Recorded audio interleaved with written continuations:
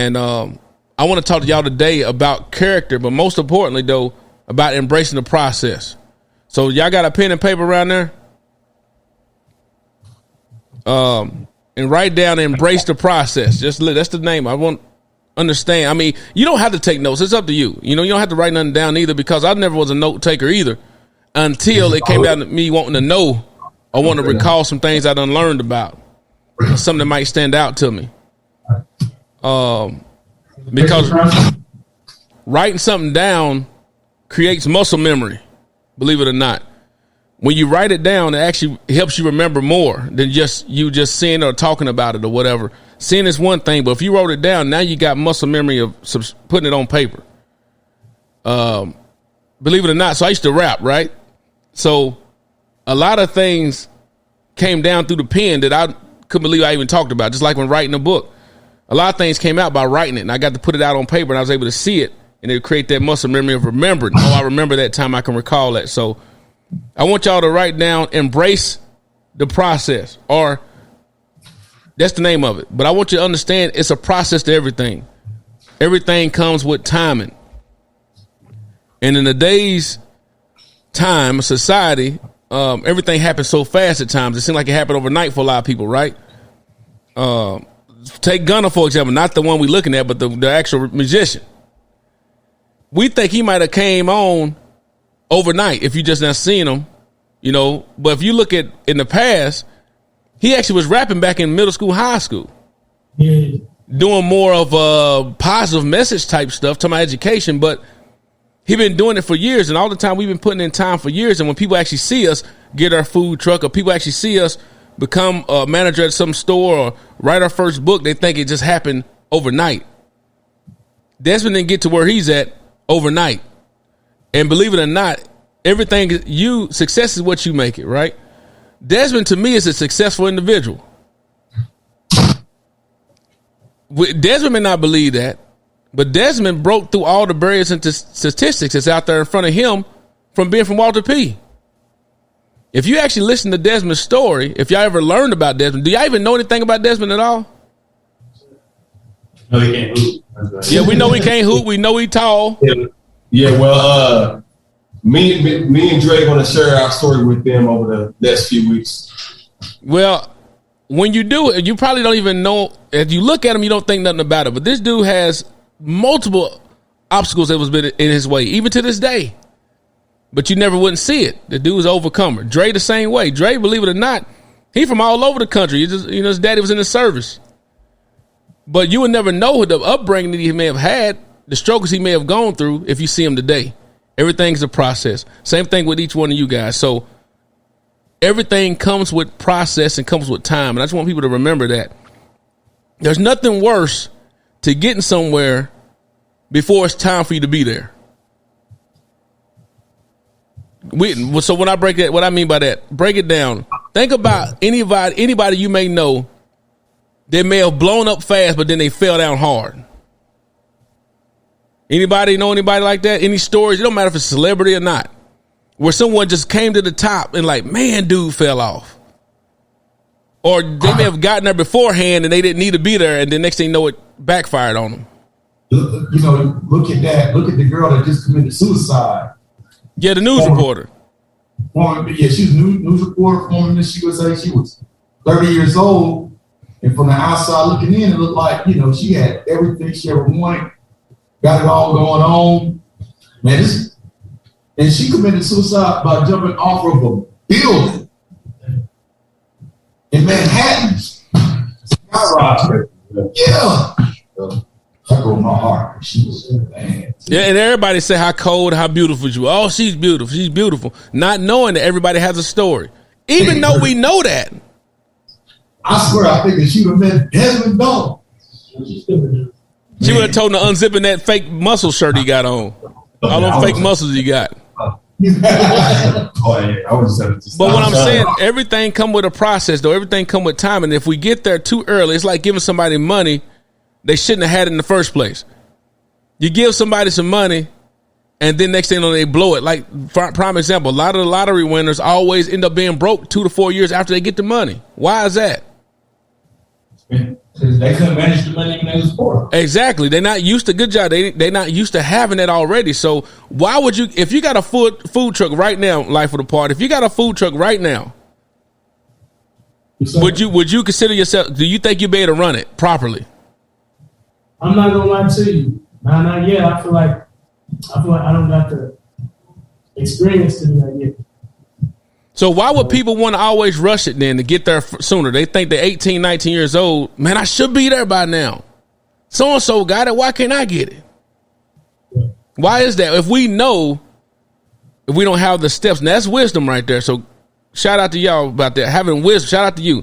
Wisdom. That's wisdom in the beginning. If you know for a fact right now, I wouldn't be no good right now if I got there. That truck would be on full flats. The transmission been ungave out. And the food will be right, and everybody's suing me.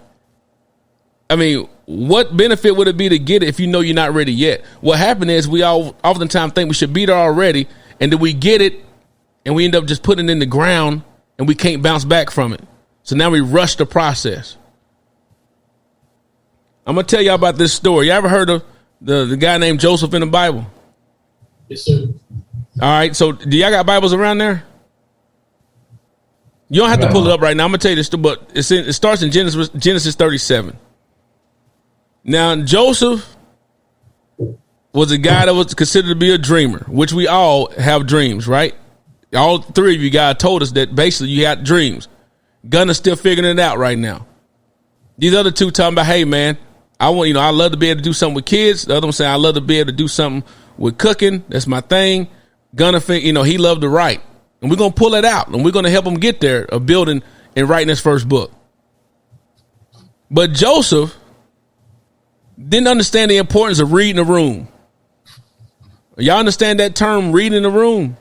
Yeah. Tell me a little bit about what reading a room is. Because reading a room is like when you're around people, and let's say y'all have a conversation, you can, and people are looking at their watches or just staring off, you can tell that people aren't interested. Right.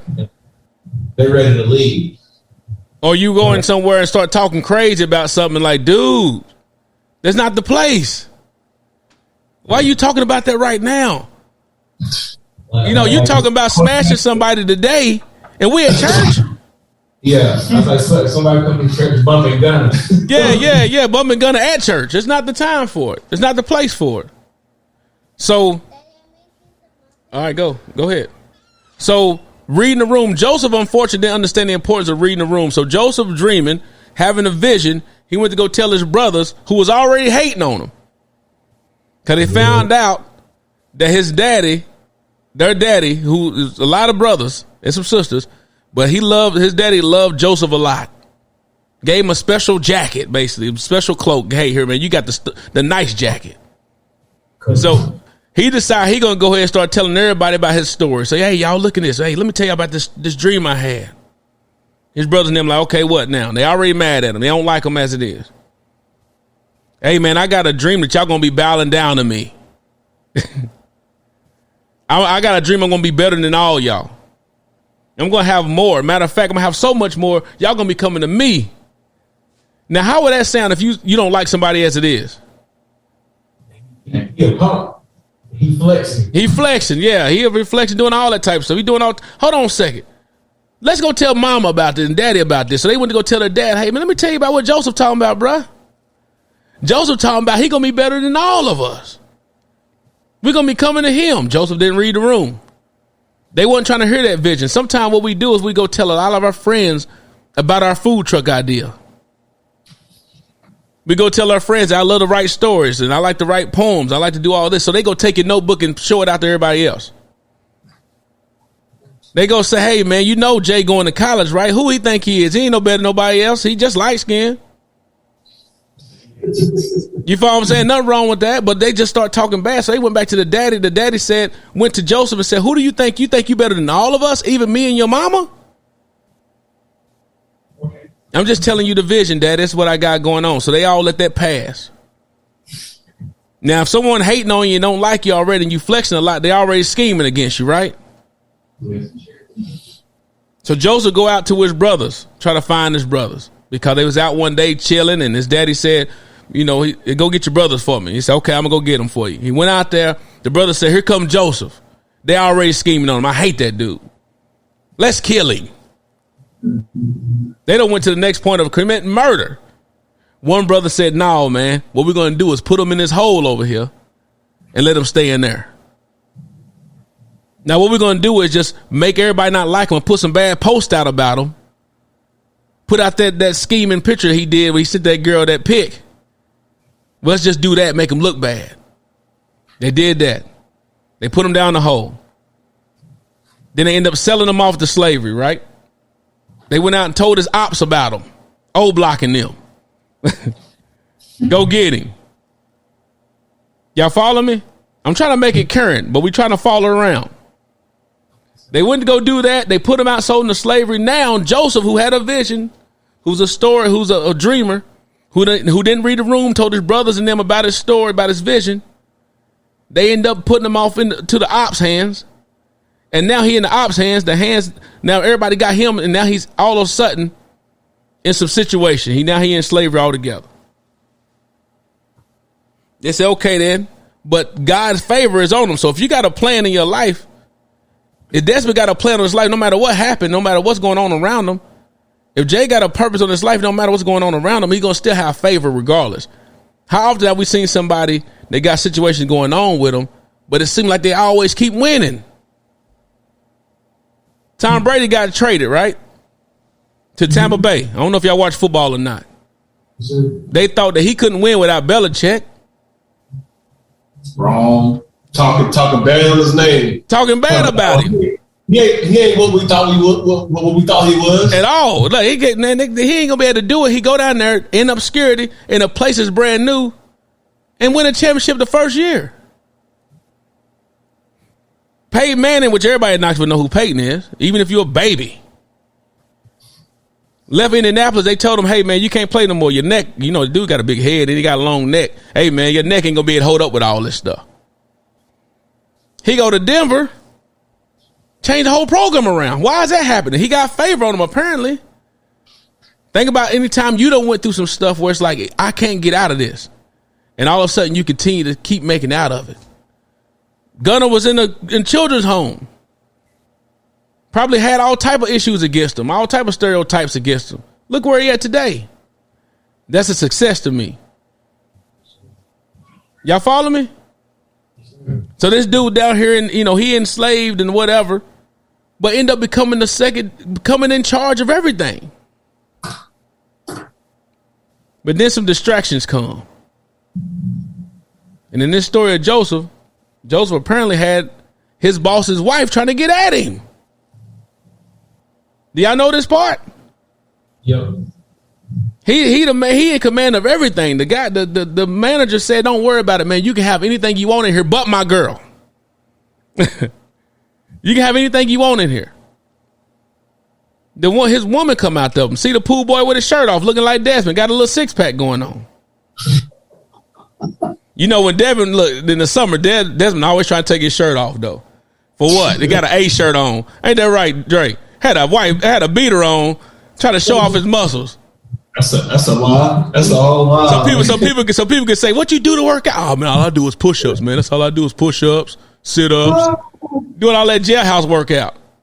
I'm just trying to, do a little something, man. That's all. But Potiphar's wife, though, try to get Joseph, hem him up. I'm talking to y'all about not reading the room. So we got an issue. He didn't read the room. He told his people about the vision. They didn't like it. They hate on him. They put him in the hands of the ops. But even in the hands of the ops, he ended up still becoming the top dog. Why? Because favor was on him. Now the dude's wife trying to come out of him. He telling her no. He's stiff on him. Bow. Hit him with the Derrick Henry. Boom, boom. I'm stiff on you. I'm done. I'm done with you. I don't want to do that. You my boy's wife. I'm not going to mess my boy's wife. He spin up out of the move on her, and she got his shirt in his hand still. Say, oh, okay. Now I'm going to make up a lie. How often have we heard about people make up lies? Because you turn them down. They make up something. That's what the athletes go on college campuses be dealing with all the time. Can anyone think of a story that I can. I can think of a story of somebody that told a lie on me. So I'm in high school, and this young lady named Nikki. She went to, y'all familiar with John Tarleton? Yes, sir. The group home. So unfortunately, when you're at the group home, you get that bad stigma on you that you probably crazy or something like that, right? It could be that they went through some hardships, but the fact is that stigma is already there. So I'm in science class, physical science class, right? Nikki's sitting in front of me with her legs cocked wide open. Like just with a skirt on, and all you see is, you know what? Me being a courteous person, I said, hey, Nikki, you might want to do it, you might want to close your legs. You can see right up in there. I said it just like that. She said, oh my God, thank you so much. I didn't notice, whatever. So she sat up, crossed her legs or whatever, didn't think nothing of it. In high school, college, wherever, it doesn't matter. The favorite time where you can take a nap and stuff is at movie time, right? So whenever you watch movies in class, we look forward to that. So the lights go off, we kicking it and chilling. She started writing the notes. This is back in the day. There's 4 text messages. So she's writing, we passing it back and forth. And she just being very, very explicit about what's going on down there where I told her to close her legs at. Didn't think nothing of it. I got the note and I just put it in my pocket. Didn't think nothing of it. She said, and then I was going to get ready to go to the restroom. Lights came back on. We're going to go to the restroom. And she said, Troy, before you go, what you going to do with that note? Like, throw it away, I guess. I don't know. I mean, I wasn't thinking nothing of it. I'm going to throw it away. She said, can I have it? I gave it to her. She took it, ripped it all up into small pieces, threw it in the trash. Okay, whatever. Went to the bathroom, came back. The teacher jumped out the door real fast, said, hey, Troy. Hey, I don't know what you did, but Nikki's very upset. And she said you sexually harassed her. I said, whoa. What you mean? Now me, Dre, anyone that knows me, I don't mind. I love to talk, but I don't mind apologizing if I messed up, especially if it's something deep like that, because I just turned 18. See, where I'm from, you start thinking about your age real fast, because if you start doing things that mess you up, 18, you gone. So I'm like, okay, let me apologize to her, because nothing went down for sure. And I told him the whole story. He said, well, you might want to go in and apologize to her, whatever it is, and get it out the way. I went into her. I said, Nikki, I went low key. Hey, because right before class ended, so commotion was talking, so nobody was paying attention. I said, Nikki, I don't know what's going on, but I'm sorry if I offended you. But you started, you wrote the note. He said, it's all good. Don't worry about it. So I ain't think nothing of it. 2 weeks go by. Anytime you get your name called on the intercom to the office, it's always the worst. That's what you think about. I don't know about y'all, but if you got your name on the loudspeaker, Troy Smith, to come to the office, I'm stressing. I ain't getting in trouble in school. I went down to Miss Fielding's office, and Miss Fielding said, Troy, I don't know what you did, but this young lady named Nikki has come down and said that you sexually harassed her. Now, the first time I ever heard the term sexual harassment was I was in middle school. I was 6th grade. And I don't know if they still do this back in this when the project was still around, but back in the day, you go running around, touch girls' booties all the time, nobody get mad. It's called touching butts. Go slap a butt and run. That's the normal. That was the normal thing to do. I don't know if y'all ever did. I play How Go Get It, How Go Seek back in the day. Anybody do that? Yeah. I think we've all participated in a project. Okay then. So I'm running around, so we normally touching butts all the time. That's normal. Distracted. Got to middle school at Bearden Middle School, long way from Maynard Elementary. Went to Bearden Middle School. I touched this girl butt, Jamie, another black girl, because we, solid touching girl butt. Next thing you know, she chased me around the classroom. That's normal. So we hurry up and sit down when the teacher come back into class. And then Jamie was still standing up, and Miss Brooks came in and said, why are you up out of your seat? And she said he touched my butt. Normal, sit down, get in, you get in timeout or something, whatever. But this teacher was a white lady. And she said, he did what? He touched my butt. So now I'm nervous, like, what's the big deal? Everybody around me like, what's the big deal? She sat me down and said, you're going to the office. Do you know what you did? You have now done sexual harassment. That's when I first heard of the term sexual harassment. I never touched the booty out of question again. So when this happened with this girl Nikki in high school, this is the only other time I ever had a situation where someone straight up lied on me though. So the principal said, "Hey Troy, what you gonna do?" Because I don't believe her, because she said, because I think she's one of the John Tarleton students. Remember the stigma. So we're gonna just lay low and stay away from them. Man, when I say stay away, this girl had a plague. She had corona at the moment. She didn't even exist to me no more. We was in classes together. She was done. Another 2 weeks go by. And this time it got even more deeper. It got deeper. Got called to the office. But this time the teacher said, I mean, not the teacher, but the principal said, I don't believe her now, because now she wrote a 4-page letter, Aaliyah style. Wrote a 4-page letter. Y'all probably know who Aaliyah is. Wrote a 4-page letter about how detailing about how I now threaten her life. This girl was a storyteller, man. So she read the letter, and the letter basically said, one day I was in the hallway. I mean, it literally started out like this. I was in the hallway. The hallway's full of students. The lights went off at an instant. And all of a sudden, look, just like a horror movie. The lights went off at an instant. And all of a sudden, I heard my name, Nikki. And I turned, look. I turned around. And then all of a sudden, I seen a bright light like a knife wave in the air.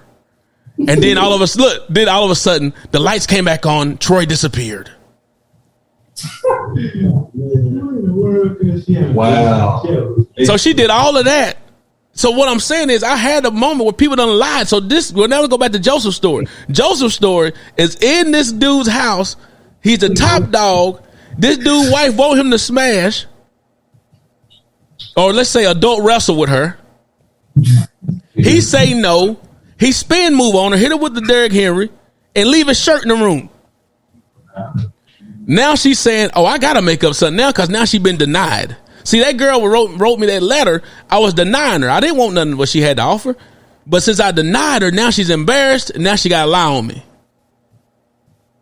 So she said, hey, your big time dog over here, the servant guy that we bought out of slavery or whatever, he tried to rape me.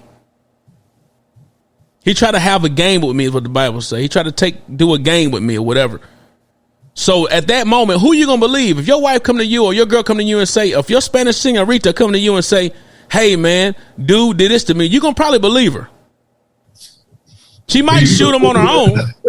What'd he say, Jay? What'd you say, Jay?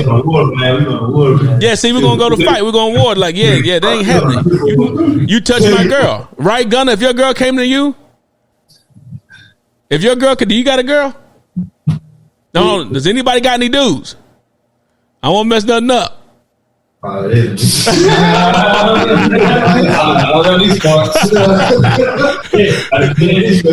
just saying, you got to be open now. I'm just saying, if your significant other came, oh, Desmond got a dude. You don't want me to. But if your person came to you and said, hey, so and so did this, if your mama came to you, you going off, you going to war. Oh, yeah. I'm sure they have. I think it's really important to think about, you know what I'm saying, somebody's motives. You know what I'm saying? Like, you got to think about like what can they gain from this? You know what I'm saying? From lying. Yeah. You know what I'm saying? Yeah. With girl, with your situation, I think girl was just cuckoo crazy because she had nothing to gain at all from it. No, but she could have been, though, Debbie, she could have been embarrassed. Yeah, she put out a very explicit about what her stuff was doing down there. And I wasn't paying no attention to it. She was like, hey, Troy, I'm telling you, this can change your life. Yeah, this can do all that stuff, everything. She doing all that stuff. So Joseph now done spend out of that. Now he in trouble. Now he down in the dungeon. Now he in jail. So he done been lied, sold into slavery, lied about. Now he in jail. Time is hard. But remember the first beginning of the story, he told his brothers and them, hey, y'all gonna be bowing to me. Since he didn't know himself fully, he just going off of what it was. It wasn't the fact they're gonna be bowing to him as in regards to serving, but they're going to come to him for a need. And what's going to happen in the later of the story is Joseph ended up rising up out of jail, becoming the top dog in jail, help some folks in jail. So how many times we got people that we know that might be in prison that say, free my dog so-and-so. Free so-and-so for real, though. Free the real OG. So in jail, your boy Joseph actually helped some people while he was locked up. He helped interpret some dreams, right? They told him some dreams. He said, all right, look, when you get out, though, remember me, though. Look out for your boy. Long story short, they didn't remember him until later. He got in front of the king, in front of Pharaoh, though, because the one of his guys that was locked up said, oh, I do remember this one dude that can interpret dreams for you. He let him out, came up there and interpreted the dream. Now he the top dog, the second in command. He was the governor of Egypt. Now this dude came from in a pit where his brothers threw him in there, put him in front with the ops. He went to slavery. He got put into jail. Now he the governor of the whole place. Favor. But guess what that meant, though? There was a process through all of that. I'm just bringing it back to the fact that all the situations we've gone through, from the children's home, from the projects, from going to ETSU and dropping out or whatever it may be, it's a process.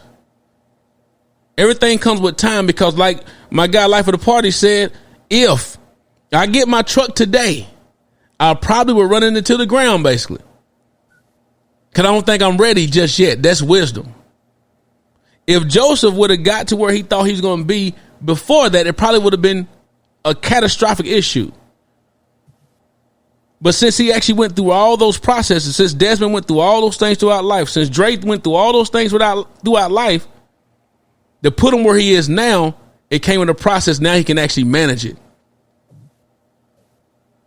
And that's what's most important, that once we actually see the vision, remember what we went to penultimate for, remember what we went, who connected us to penultimate, and what we plan to get out of it, we got to avoid distractions.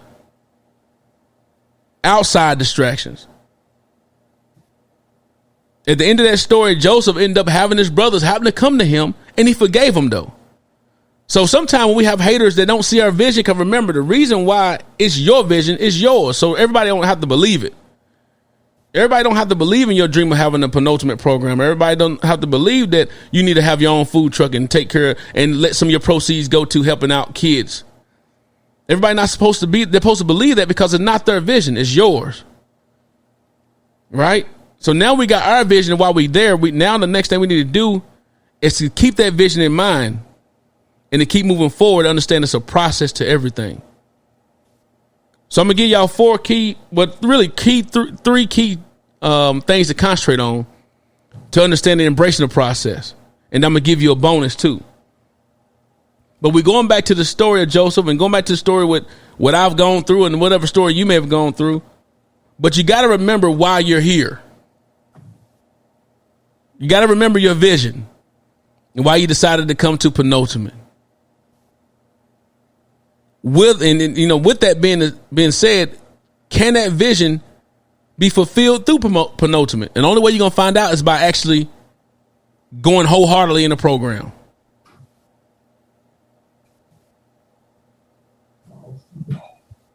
Number 2, it's important that we avoid outside distractions. There's going to be a lot when you start, and it's funny how this all work out, right?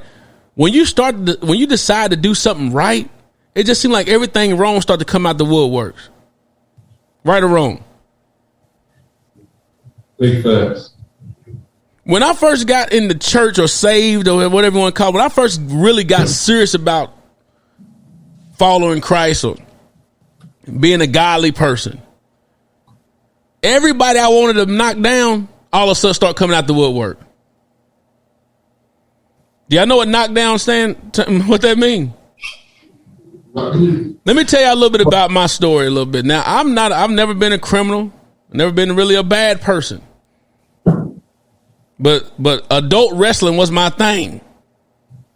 He said adult wrestling. I'm ready. WWE? No. I'm ready to adult wrestle with the opposite sex anytime. Oh, come on. Hey, I'm trying to go off the top ropes as much as possible.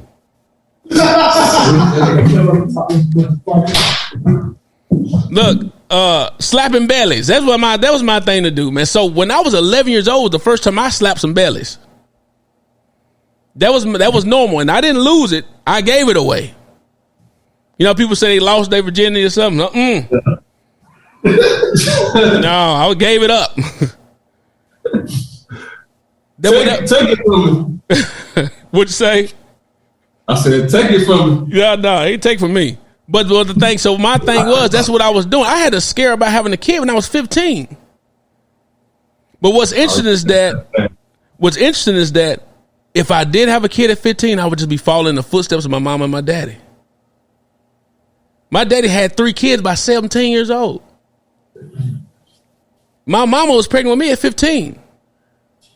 So it would have been just like, oh, he just like his daddy. Oh, he just like his mama. I would have been another person being a statistic. So when I got to college, I was actually trying to just change my life. I said, man, I got to stop doing this. When you 15, 18 years old, shouldn't be worried about life lessons. Like, man, I got to get my life together, man. I got to quit adult wrestling, man. You follow what I'm saying? True. So what happened was, so when I got right and said, hey, I'm gonna start going, get my life together. And freshman in college, cause my thoughts was to go to college and get every piece of the ratio that was out there. The ratio was 21-1 in Nashville. You got Tennessee State, Fisk, Meharry, Vanderbilt, all these other places. All these schools were around, Belmont, all these schools. I'm trying to get it. Got to college. My life was changed forever. I started getting serious about serving God. Next thing you know, I'm in the elevator. One of the chicks I was trying to play basketball with, I'm trying to wrestle with, she was denying me all the time, telling me she got a boyfriend. But as soon as I said I'm going to live right, she all of a sudden got in the elevator and start lap dancing on me. I thought you had a boyfriend. Hey, I got a question. Yeah. So what was the pivotal turning point, you know what I'm saying, to where you was like, man, look, I really gotta, you know what I'm saying, change my ways. Like what inspired you to turn away from what you were doing and try to start living right? What's funny is that I was a hypochondriac. Y'all know what that is? I would go do something, but then be scared I catch something. Like, why? You put yourself through an up and down cycle. You go out here and do stuff raw, and then get scared when it's over with. Oh, snap, I hope I ain't got nobody pregnant. I hope I won't catch nothing. So why even do it? Yeah. So what happened is that, like I said, I've always been a cool, person that really didn't get in no trouble. But I noticed internally I wasn't doing things right. Because God said he looks at the heart. So if my heart is already shot, no matter what I do on the outside, my mind is already shot. My mentality is already broke off. So what happened is I just decided to let me just do this thing, try this thing out. Let me really try to live life better. And that's what happened. And it turned out good because I could have been messed up. I know a lot of brothers that was in school, adult wrestling, and they got some stuff that nobody even know what it is. Yeah, that's huge though, you know what I'm saying? Because that's normally you don't come from a, you know what I'm saying, internal, source. Usually it comes from, like the outside to where, either, a life event happened. Yeah. That's the time. Yeah. That's when people get real serious, like somebody died, something happened to them, or they get in a wreck and say, God, if you get me out of this, I promise I'll never do it again. I remember I got to college one time and smoked weed for real for the first time. Not like I was smoking weed before. I thought I was smoking, apparently I wasn't smoking right. Cause I got with some dudes from Chicago. They were smoking some real stuff. And I told him, I said, man, that stuff look fake. I mean, you smoke so much, you don't even look high. I said, let me hit that. Just like dude off Friday with Smokey. Let me hit that. I know what I'm doing. They said, all right, man, take it easy, man. I took a real big hard puff off that thing. I only puffed it twice. And 10 minutes later, NCAA never looked so funny to me in my life. Everything was funny to me. And my heart was racing so fast. I said, God, if you get me out of this, I'll never smoke again. And that's just weed. You don't tell if I would have smoked something else. I couldn't get out of it. But either way, so I got done. We want to make sure we avoid all outside distractions, man. When you're going through this process, you remember what you're here for, remember what you're doing it for, and try to avoid all outside distraction, because everything you say you don't want to do all of a sudden starts showing up. I remember when my mom used to get on me, I used to try to go stay out as long as I could. I say, man, I got to be in the house by 11. Everything happened at 12. I get to the house, me and her arguing. She said, okay, you know what? Go on and stay out as long as you want. Guess what time I was in the house that next day? 9:30. I did all that arguing and bickering because I thought what I wanted was out there. And then when I actually go out there and get the time to do it, no one's doing nothing. See, when you're doing something you're supposed to be doing, everything is happening. Those distractions come. You just want to avoid those. And number 3 being build with like-minded people. So, hey, Troy, 1 second. This train coming. Okay. We can't even hear you. Where the other dudes go? They went to bed? I'm boring them, man. No, he right here. My bad. So the other dude, Tyler, he got some little stuff going on with his bank. So him and Dre about to go take care of that real quick. They got an appointment at 2:00. Okay. And we better be done, y'all. I don't want to hold you up too long. We better be done. Hey, you got to get some drink. That's good. But are you? We thinking about what kind of food we want. What you pizza? The pizza, okay. That's fine. You want pizza? If you want pizza, that's cool. Jay, what are you getting anything from this at this point? Or really not? If you're not, I understand. Are you relating to anything? Yeah, like I don't know. I mean, I've been through the system, like the foster care system, since I was like 2. And like most of the stuff that you're saying, it's just like it's basically I'm reliving it again, and it's like I'm in my head, just thinking about certain stuff, and it's crazy. See, sometimes you don't expect people to. Is that train still going by? Can y'all hear me? Yeah. You good? Go ahead, dog. Go ahead, Jay. Sometimes you don't expect people to understand, to like know what you're going through, but some people like they actually know what you're going through. They've probably been lived the life that you don't live, but to hear that you know what I'm saying, you deal with all that, it kind of brings some peace to me, because I know that I ain't doing it alone. Yeah, that's good. That's the key thing, is when you know the other. That's why it's important to share your story. Because if you share your story, you start to realize, oh, I'm not by myself. And then also, there's like-minded people that don't want to be there either. So they want to see, they can actually band together and say, hey, you think the way I do. Let's do this together. That's why gangs are so prominent, right? A lot of time people part of gangs are who they got some issues at the house. They got, some things going on where they just want, or they want some brothers around them. So they join certain things. It might be the wrong idea, but hey, at least they think like me. What about you, Gunner? Is anything standing out to you? Or you get anything from what I'm explaining? And if you don't, that's cool. Nah, you make a lot of sense. Just a lot. Just the Jacob thing, just hard things, but just making the most of it and going for it. And then like when you was talking about you in school, like I ain't ever been like no super bad person. I done some stuff, but like, I ain't ever been no super bad person. But a legacy man I done been, and so like for me, like I just like a fool. Like I just started talking to this girl, and like she's like a real Christian girl. Like she wants to wait for marriage and stuff. And like that's crazy. Like, mm-hmm.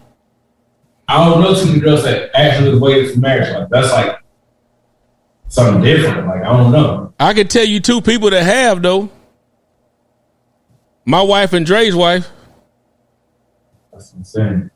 Hey, rare gems indeed. Guess what? So look, when my wife, she get married till she was 30. We've been married 14 years now, but she didn't get married till she was 30 years old. So you can only believe if I'm doing stuff at 11, and she telling me that she waited till she was 25 or 30 years old, man, get out of here. Nobody ain't believing that crap. And when Dre told me that, I'm like, man, whatever, man, I ain't listening to that. And I didn't believe her. And I tested her. And that was the worst feeling in life, because I didn't hold her word true. She said, you trying to test me? But I never seen it in real life. You know what I'm saying? 30? Even the church girls I was cool with, a lot of them probably said they would, but they doing other things to be like, yeah, you ain't really know. So, but I know some brothers of mine, some dudes I went to church with that we did ministry together. They truly waited till they was married. So it was kind of far-fetched to believe, but there's people that's really doing it because you're not around the like-minded people, so you wouldn't know. You know what I'm saying? If you're not around like-minded folks, you like, whatever, that's a lie. So with this band of brotherhood at Penultimate, this is a new chapter in your life where you got brothers that you can hold accountable that can hopefully hold you accountable. Dre and Desmond gonna hold you accountable. I will hold you accountable, but accountability don't mean to make somebody feel like trash, though. The term accountability is just like, did any of y'all play sports? Yeah, I mean they both did, but they're not really all that good. But if you're on a team, I mean, I played football, especially when I played in college. Dude, you don't want to be that guy to make everybody run, right? So you holding people accountable, like, dude, where you at practice? Get to practice. Why you not at the meeting? Wake up. It's an accountability there where you're not making everybody feel like trash. So the thing about Penultimate, which the whole term means the step before the big jump, this is a good step for you to start getting around people that's banded together that has the same mentality of wanting to do something better. And if they don't want to do better, hey, man, nothing personal, but you really don't need to be a part of this clique. It's nothing personal, dog. Just go ahead and do your thing. Nobody's going to be upset, but I can't have you holding me down, though. You tearing me up, man. You dragging us all down. We as good as our weakest link, and our weakest link is a top dog. See, that's another thing. When you're on a part of a good team, everybody know their position. The lineman ain't trying to play quarterback. The quarterback ain't trying to block. The receiver is not trying to do anything else but be a receiver. Everybody got to know their place. And if we know our what we do and what we bring to the table, it'll be stronger. And that's the way that helps us be able to avoid outside distractions. If we're all together doing something bigger than ourselves, we can avoid those outside distractions. And the bonus to it all, though, is remember it take time. All good things come in timing. Every good thing comes with a process. My wife, I didn't get married till I was, some people call it young now. I was 25. My wife didn't get married till she was 30. So she's 5 years older than me, 4.5 years older than me. She'll make sure to correct me on that. But if I would have gotten married or try to get the main one before I was 25, or before it was time for me to get it, which I experienced, I broke a lot of hearts, man. Gunner, you probably can experience that. You probably know about it. You done probably broke a lot of girls' heart. Because we wasn't ready yet. We done talk bad. We done did things. We done broke a lot of feelings, hurt a lot of feelings because we wasn't ready yet. Can y'all relate to that? Yeah. Des, what's going on? Nothing.